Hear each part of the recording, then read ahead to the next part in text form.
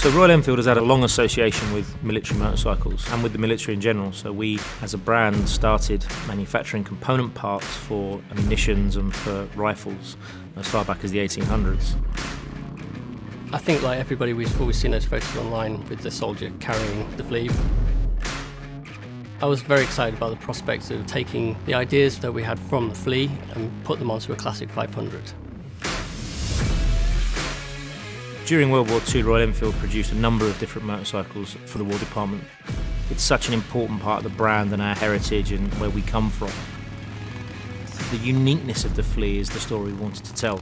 Lots of manufacturers made dispatch bikes, but the Flying Flea was very much the only one that was used as a proper motorcycle by airborne troops during D-Day and Arnhem.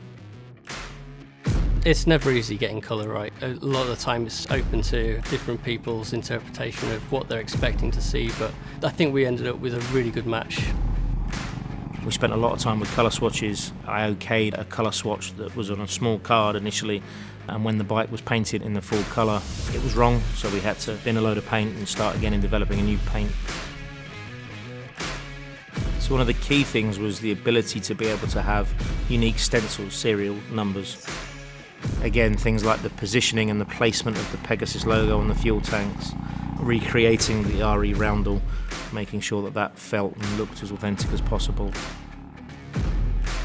The little yellow stripe on the side of the engine cover, which originally would have been used to define the centre of gravity of the motorcycle. Obviously today that doesn't mean anything, but we like that attention to detail and making sure that was right.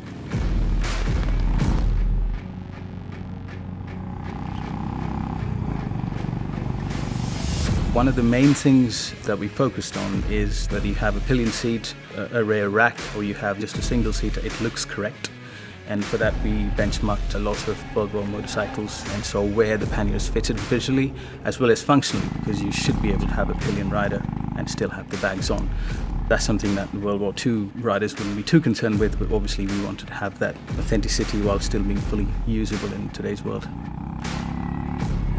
I was surprised how much it looked like an entirely different bike, especially painting the engine covers. That gave it a very different feel to the original 500.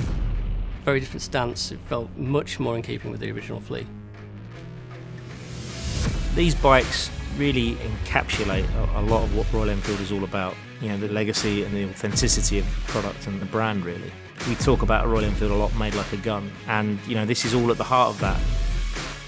When everything came together, the thing that jumped out the most was the fact that it looked exactly the way we wanted it to be. And it feels simple, it feels raw, it feels like what motorcycles meant to be.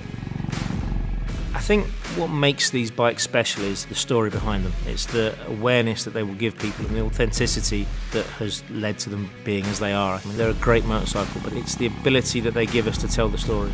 To capture that and tell that is something quite special to us.